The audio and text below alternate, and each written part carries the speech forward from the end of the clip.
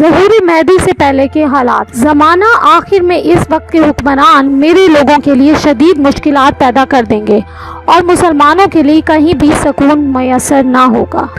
اس حدیث شریف میں یہ بتایا گیا ہے کہ امام مہدی کی آمد سے پہلے کچھ لوگ جو ایمان کی دولت سے محروم ہوں گے اور صفات میں بے رحم اور ظالم ہوں گے، وہ بعض مسلمان ممالک میں اقتدار حاصل کر لیں گے، اور یہ حقیقت ہے کہ ہمارے چند ہم عصر مسلمان حکمرانوں نے مسلمانوں کو دبایا اور لوگوں کو اپنی جابرانہ حکومت تلے رون ڈالا۔ کچھ دوسرے ممالک میں لوگوں کو محض اس لیے مشکلات کا سامنا ہے کہ ان کے حکمران حکمرانی کے اہل نہیں۔ بعض مسلمان ممالک کے لوگ مثلاً عراق، لیبیا، شام، صومالیہ، ایتھوپیا، افغانستان، تنزانیہ میں مسلمانوں کو دبایا گیا اور ان کو تکالیف اور مصائب کا سامنا کرنا پڑا۔ مسلمانوں کو مذہبی فرائض انجام دینے سے روکا گیا اور معاشی مشکلات نے ان کے لیے جینا دوبر کر دیا۔ اس وقت رات کے پہروں کی مانند فتنہ و فساد ہوگا۔ سنن ابو داؤد شریف۔ لفظ فتنہ سے مراد کوئی بھی ایسی چیز ہو سکتی ہے جو لوگوں کے دلوں کو سچائی کی راہ سے ہٹا دے، یا پھر اس سے مراد جنگ، فساد، تباہی اور تصادم ہے۔ حدیث کے مطابق اس فتنے کی باقیات میں صرف خاک اور دھواں ہوگا۔ علاوہ ازیں حدیث میں اس فتنے کو رات کی سیاہی سے تعبیر کرنے سے شاید یہ مراد ہو سکتی ہے کہ اس فتنے کا ماخذ غیر واضح ہے۔ اس نقطہ نظر سے دیکھتے ہوئے ہو سکتا ہے کہ حدیث کا اشارہ تاریخ کے بدترین دہشت گردانہ حملوں جو کہ 11 ستمبر 2001 میں نیو یارک اور واشنگٹن ڈی سی میں ہوئے، لہٰذا شاید یہ وہی فتنہ ہو جس میں اس افسوسناک دہشت گردی کی وجہ سے بے گناہ لوگ ہلاک اور زخمی ہوئے، جس کو کہ حدیث میں سیاہ رات کی تاریکی سے تعبیر کیا گیا ہے۔ حضرت امام مہدی کا ظہور اس دور میں ہوگا جب لوگوں میں خوف سرایت کر جائے گا اور ان کو فتنہ و فساد، خانہ جنگیوں اور تباہی و بربادی کا سامنا ہوگا۔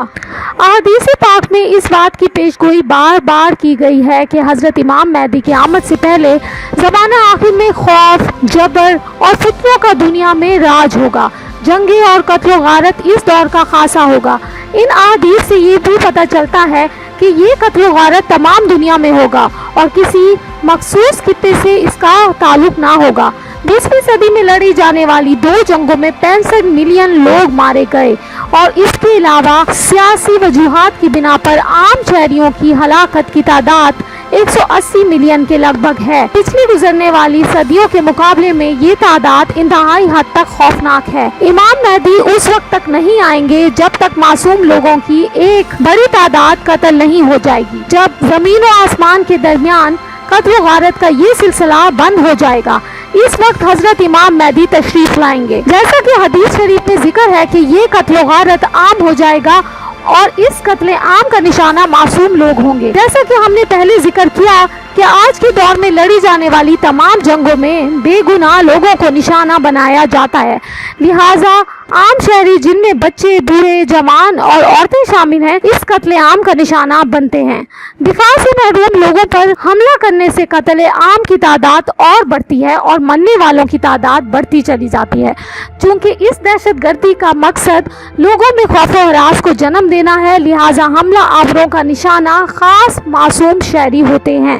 اس فتنے سے کوئی بچ نہ پائے گا اور یہ ایک جگہ سے دوسری جگہ تیزی سے پھیلتا جائے گا۔ فتنے سے مراد جنگ، لڑائی، جھگڑا اور فساد ہے، لہٰذا اس صدی میں یہ جنگیں جن میں خانہ جنگی بھی شامل ہے پر مشتمل یہ فتنہ پوری دنیا میں بغیر کسی روک ٹوک کے پھیلتا جائے گا۔ 20ویں صدی کو خاص طور پر جنگ کی صدی سے تعبیر کیا جاتا ہے اور نئی صدی کے آغاز سے ہی یہ جنگیں اور دہشت گردی جاری رہے گی۔ اللہ سبحانہ و تعالیٰ امام مہدی کو اس وقت بھیجیں گے جب لوگ مایوس ہو کر یہ کہنا شروع کر دیں گے کہ امام مہدی کی ذات کوئی وجود نہیں رکھتی۔ اس حدیث شریف سے ہمیں یہ معلوم ہوتا ہے کہ دور زرعی کی آمد کی ایک نشانی لوگوں کا ظہور امام مہدی سے نا امید ہو جانا ہے۔ جن لوگوں کو جنگ، قحط اور ناانصافی، وبائی امراض اور اسی قسم کی دوسری محرومیاں کا سامنا کرنا پڑے گا، وہ لوگ امید کا دامن چھوڑ دیں گے اور یہ خیال کریں گے کہ یہ آفات کبھی اختتام پذیر نہ ہوں گی۔ دوسری جانب بہت سے मुसलमान इस बात से नाउम्मीद हो जाएंगे कि कभी इस्लामी हुकूमत कायम होगी, बल्कि इसके बरअक्स वो सिर्फ ये ख्याल करना शुरू कर देंगे कि बुराई अभी मजीद फैलेगी। बिलाशुबा आज के दौर में हमें इस तरह के ख्यालात से रोजाना पाला पड़ता है। इमाम महदी के ज़हूर और रहमतों से भरपूर दौर ज़री से मुतालिक लातादाद अहादीस के होने के बावजूद बहुत से लोग ये ख्याल करते हैं कि ये दौर शायद कभी ना आए। ये ख्यालात भी ज़माने आखिर की अलामात हैं। नाउमीदी और यासियत के दौर में लोग इस सुनहरी दौर की फजीलतों से लुत्फ उठाएंगे और ज़ाती बारी ताला की रहमत का शुक्र अदा करेंगे। लोग 95 साल तक तरक्की करेंगे, यानी उनके कारोबार में तरक्की होगी। 97 साल और 99 साल में उनका माल खाक में मिल जाएगा। ये बात करीने कयास है कि शायद इससे मुराद 1995 का साल हो, वो साल जब लोग बानिस्बत बेहतर जिंदगी बसर कर रहे थे और हालात इतने बगरगू ना हुए थे। बेशक जैसा कि हदीस में बयान किया गया है कि इस साल लोगों के पास जिंदगी की दौड़ में शामिल होने के लिए काफी माल होगा, लेकिन 1997 या 1999 के सालों में माशियत तबाह होकर रह जाएगी और गुर्बत अपने पर फैलाना शुरू कर देगी। इस दौर में माल अपनी कीमत खोना शुरू कर देगा। इसी तरह के हालात बड़ी तेजी से रौनुमा होंगे। अर्जेंटाइन की तबाह होती हुई मैशियत इसकी वाज़ेह मिसाल है। मिस्र और शाम के बाशिंदे अपने हुक्मरानों को कत्ल कर डालेंगे। अगर हम मिस्र की हालिया तारीख पर नजर दौड़ाएं तो हम देखते हैं कि अनवर सादात, जो कि 1970 से 1981 तक मिस्र के सदर रहे, वो अपने दुश्मनों के हाथों इस वक्त कत्ल हुए जब वो अपनी अफवाज का दौरा कर रहे थे।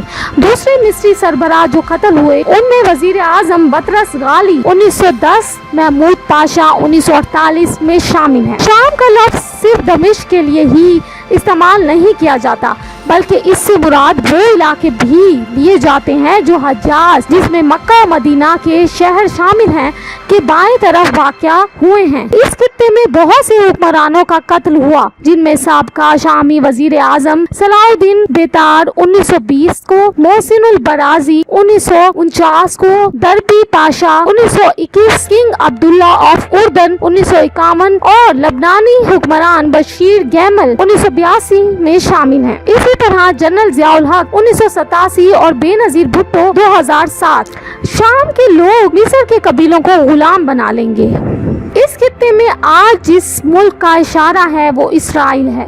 यही वजह है कि हदीस का इशारा मिस्र और इसराइल की जंग और बाज मिस्री इलाकों पर इसराइल के कब्जे की तरफ है। लोग आपस में ऊंची से ऊंची इमारतें तामीर करने का मुकाबला करेंगे। सही बुखारी शरीफ। वक्त तेजी से गुजरेगा। सही बुखारी शरीफ।